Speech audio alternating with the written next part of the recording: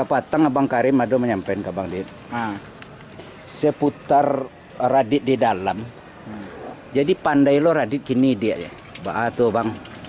Badendang-dendang teranak baru, badendang-dendang teranak baru je. Yung pakai teranak baru sama gini badendang je. Jadi dendang-dendang baa gini. Dendang takabe ini po dendang bakaja. Nama kerja na, mau ada sawo di video dong.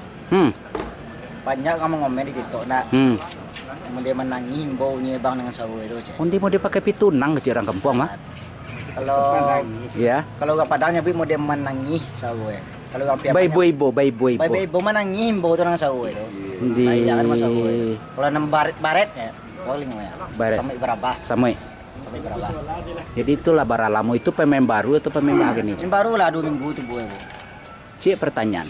Yang ampe-ampe 6 identik dengan kumbang. Kenapa gini kok sampai menyalo sama? Apa tujuan tuh? Tujuannya, 3 lah kumbang. Tio gabah babi pas dia ambil 2 buah atau tisu. Akhirnya kau dibalik samui sampai berapa? Dan samui itu guna untuk mengambil darah. Magia tando. Magia tando. Jadi nyo masuk bahan. Ya nampak darah saya lah. Samui masuk. Ini sama na samui dah sampai berapa? Oh gak jalang sete. Sampai amba di bawah samuinya Bang. Babaliak nyo tando babi gabah nih kau berdarah. Berarti itu magia tando di bawah. Kalau jadi nanti kau na perlu ambil tisu ada. Jadi berarti kalau untuk black assalamualaikum lah termasuk kadang je biaya di bawah mana tisu di balik kalau ada tisu je piti balap. Kalau ndak ada 3.000 dan 50 Yo. Aku dia ambil peti 2.000. Nak sombong nak juga kalau peti 50 sombong nak juga. Itulah pasti mah tapi kalau dek tersasak balai tentu mau tak mau. Itu mau tapi 50 masuk.